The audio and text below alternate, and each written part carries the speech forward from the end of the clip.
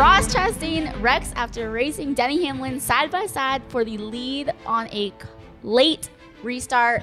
I think that Ross is wearing the same shirt you're wearing, and he's got a choker on, because I didn't see anywhere in this replay, and I wasn't watching this live because I was running for 50th in the back of this cup race, but I didn't see anywhere in this replay where Denny wrecked or sent Ross Chastain into the wall. I saw a replay where Denny ran him high. I saw a replay where Ross drove into the wall. I don't know how you credit Denny Hamlin with this wreck. Like TV, Marty Schneider, who I think is an awesome guy. Denny, are you even with Ross? No, you're not even. He wrecked you twice. You ain't wrecked him yet, based on the replay I saw. But look, I mean, I'm spot on for the racing. They're racing really hard for the lead. Did Denny run him higher than he would have ran a teammate? 100%. Did Denny run him in the fence? 100% not. I mean, props to Denny's response. Freddie, what do you think? I mean, Denny's great. Blah, blah, blah. Yeah, Oh, no, that's why. Listen, kind of to Brett's point, I mean, they made slight contact at entry of the corner. Super. And then Denny was, I'm sure, of the mindset that I am going to run Ross out of room and he's going to have to lift or wreck. And Ross decided to wreck, apparently. I don't know. You kind of have to see that coming, especially the guy that's next to you, has made it very obvious, and maybe more so in the driver chat than anywhere else, that he is going to wreck the one car at some point, or at least threatening to wreck the one car. So if you're even with this guy through turn one and he starts coming up, good chances he's not going to leave you enough room if he doesn't want to. And that's kind of what it looked like to me. It didn't look like a blatant door slam into the wall or nothing like that. It was just Denny saying, I'm going to run you out of a racetrack, and if you want to stay out there and wreck, be my guest. But this is where we're going.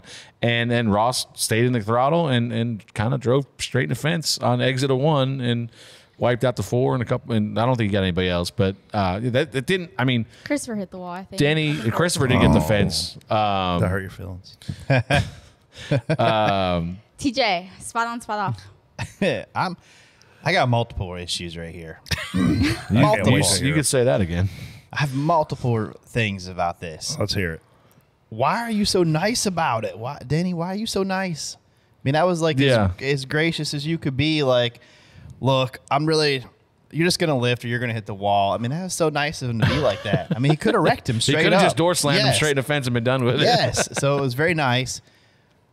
But then he still finishes higher than you.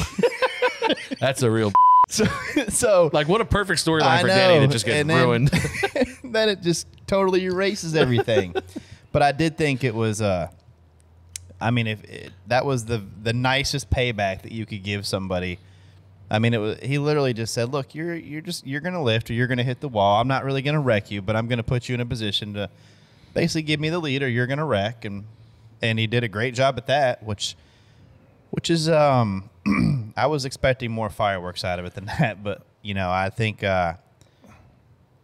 Denny got a point across and showed us how much Ross had a choice to make right there, and he could have lifted and probably finished top 5 in that race still. Only thing Ross has done wrong all year is pissed off a bunch of people. He's got AJ Allmendinger mad at him. He's got Joey Logano mad at him. He's got Denny Hamlin mad at him. I'm sure I could keep going. So think about this. But when you look at Ross Chastain, he is, A, the biggest surprise of the year. B, he's sitting going into the race on 2 wins. That's 10 playoff points. Second in points, there's 10 more playoff points. Like, he's sitting there pretty much locked in to going to round 3 of this playoff based on how many playoff points he is and how fast he is. So we've got a guy who came out of nowhere, in my mind, into this Cup Series. A, he can drive. B, he's a guy, having worked with him on the sponsorship side, he will do everything a sponsor asks him to do. If you call him today and say, Ross, man, we need you to drive to Florida. It's 7 hours and do a 15-minute autograph session. He'll literally feel like he's got to tell you yes. You don't get that out of these guys at the Cup Series. Very soft-spoken. So very humble guy. Yeah. Hard-working, blue-collar guy. His family's... And when he's got to wreck you to win, guess what? He'll do it. Like, he's like a Dale Earnhardt nice guy. Dale Earnhardt was not a nice guy on the racetrack. Dale Earnhardt, if you listen to the Ty Norris and Dale Jr. podcast, you don't even know if Dale Jr. is a nice guy, period. I mean, Dale Earnhart's a nice guy, period. When you kicking Ty Norris in the knee when you know you got a torn ACL. I mean, like Dale Earnhardt's a tough son. I don't think Ross is that guy. But on the racetrack, he drives a lot like Dale Earnhardt did. And yesterday, Denny made him his. Jeez, dang. He did. But Ross wrecked himself. What I was going to say there is think about this. Ross lets him go. Denny goes and wins the race. Ross finished second. Ross wins. That's what I'm saying. Sometimes you got to know when to hold him. Yes, you got to know when to be smart, and this is the part that Ross hasn't, that I don't think is figured all the way out yet. You know, and I love watching him race. We saw this with Ross firsthand in the 10 car at Colleague. You know, he had speed to run probably top 3 every race, but when you sometimes try to take a top 3 car and win with it, you wreck and end up in the fence. And there's a lot. He should have been a shoo-in for the Final Four that year, and just compounded mistake after mistake in the first round of the playoffs, and didn't make it. And it's still happening. Yeah, and he's got plenty of speed. He's got all the talent in the world. He just has Cars to are fast, put it together. Man. Yeah, super fast. God. I'll tell you what else about him. You know, obviously you guys haven't been around him as much as I have.